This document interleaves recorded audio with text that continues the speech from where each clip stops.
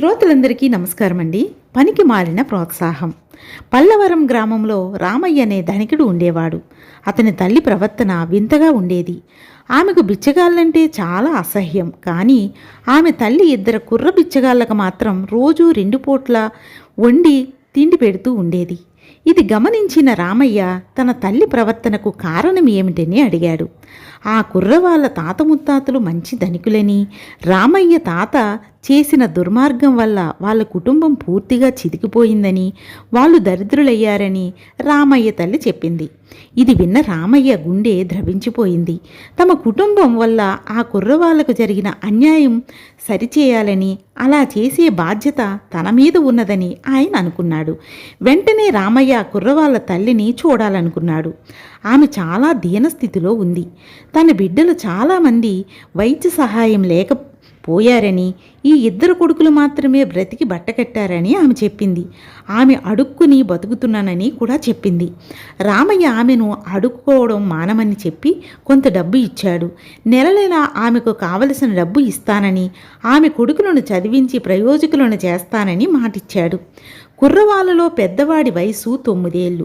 పేరు శంకరయ్య. రెండోవాడు భీమయ్యకు 7 ఏళ్ళు. రామయ్య చేస్తున్న ధన సహాయంతో ఆ ఊళ్ళో ఒక పాఠశాల నడుస్తుంది. ఆ పాఠశాలలో పనిచేసే ఉపాధ్యాయుడికి రామయ్య కుర్రవాళ్ళను అప్పగించి వాళ్లకు చదువు చెప్పమన్నాడు. అయితే వాళ్లకు చదువు మీద శ్రద్ధ లేదు. కొద్దిపాటి అక్షరజ్ఞానం కలగటానికి వాళ్లకు ఏడాది పట్టింది. ఉపాధ్యాయుడు ఈ మాట చెబితే రామయ్య, పాపం వాళ్ళు పెరిగిన వాతావరణం అంత మంచిది కాదు, వీళ్ళని మిగతా విద్యార్థులతో కలిసి చదవనియ్యండి అన్నాడు. 5 ఏళ్ళు గడిచాయి. మిగతా విద్యార్థులు చదువు పూర్తి చేసి ఏవో వృత్తి విద్యలు నేర్చుకోవడానికి వెళ్ళిపోయారు. ఆ పాఠశాలలో వాళ్ళ చదువు ముగిసింది.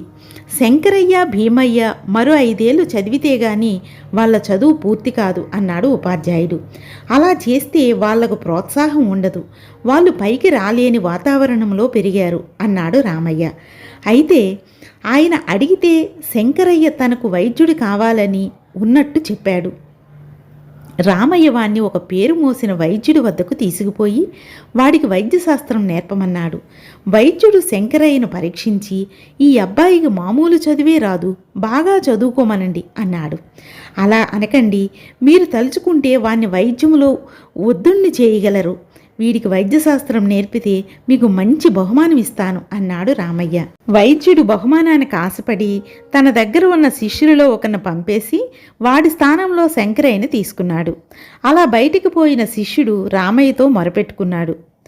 నీకేం బాబు, సంస్కారం ఉన్న ఇంట పుట్టావు, ఎలాగైనా బ్రతకగలవు అన్నాడు రామయ్య. భీమయ్య ఇల్లు కట్టించే పని నేర్చుకోవాలనుకున్నాడు. రామయ్య వాణ్ణి ఒక వాస్తుశాస్త్ర ప్రవీణుడి వద్దకు తీసుకుపోయి వాడికి ఆ శాస్త్రం నేర్పమన్నాడు. కానీ ఆ ప్రవీణుడు భీమయ్యను పరీక్షించి వాడికి ఉన్న చదువు చాలదన్నాడు. శ్రద్ధగా నేర్పితే ఎవరికైనా ఏ విద్య అయినా వస్తుంది, నేను డబ్బిస్తాను, వాడికి వాస్తుశాస్త్రం నేర్పండి, కాస్త నింపాదిగా నేర్చుకుంటాడు, అంతకన్నా ఏముంది అన్నాడు రామయ్య. ఇద్దరూ 10 ఏళ్ల పాటు తాను నేర్చుకునేదేదో నేర్చుకున్నారు.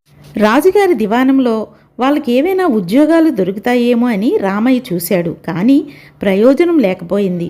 వైద్యంలోనూ వాస్తులోనూ కూడా మెరికిల్లాంటి యువకులు పోటీ హెచ్చుగా ఉన్నారు.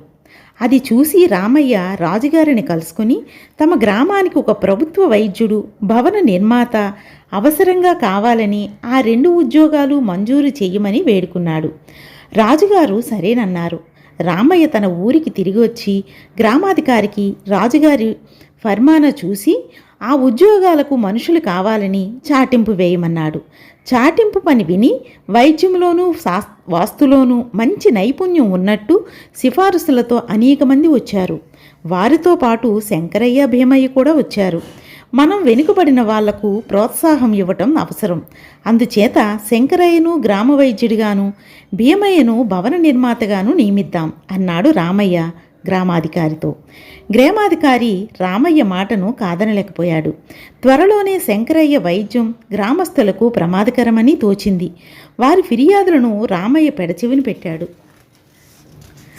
పోతే భీమయ్యకు ఇల్లు కట్టించే అవకాశం వెంటనే రాలేదు. అందుచేత రామయ్య అతని చేత తన దొడ్డిలోనే ఒక చిన్న డాబా ఇల్లు కట్టించాడు. అది చూసి భీమయ్య చేత అందరూ ఇల్లు కట్టించుకుంటారని రామయ్య ఉద్దేశం.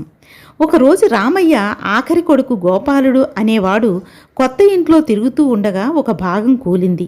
కుర్రాడి మీద ఇటుకలు పడ్డాయి. వాడు పెద్ద కేక పెట్టి పడిపోయాడు. కుర్రాన్ని వెంటనే శంకరయ్య దగ్గరికి తీసుకుపోయాడు. 4 రోజుల పాటు శంకరయ్య చికిత్స చేసినా కుర్రాడు బాగుపడలేదు. వాడే రామయ్య దగ్గరికి వెళ్ళి, బాబుగారు, అబ్బాయిని మరొక వైద్యుడికి చూపిస్తే బాగుంటుంది అన్నాడు. రామయ్య కంగారుగా తన కొడుకును నగరంలో శంకరయ్య గురువు వద్దకు తీసుకుపోయాడు.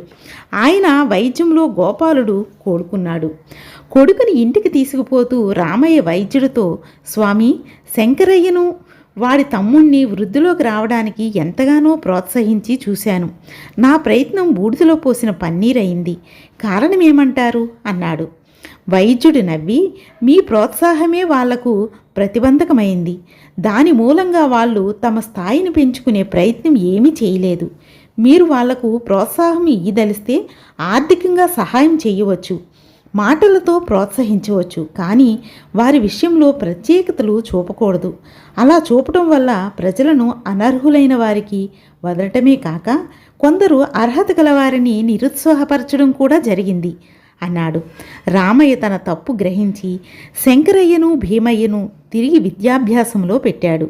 మరో 5 ఏళ్లు శిక్షణ పొందినాక వాళ్ళు తమ తమ విద్యలలో నిజంగానే ప్రావీణులయ్యారు.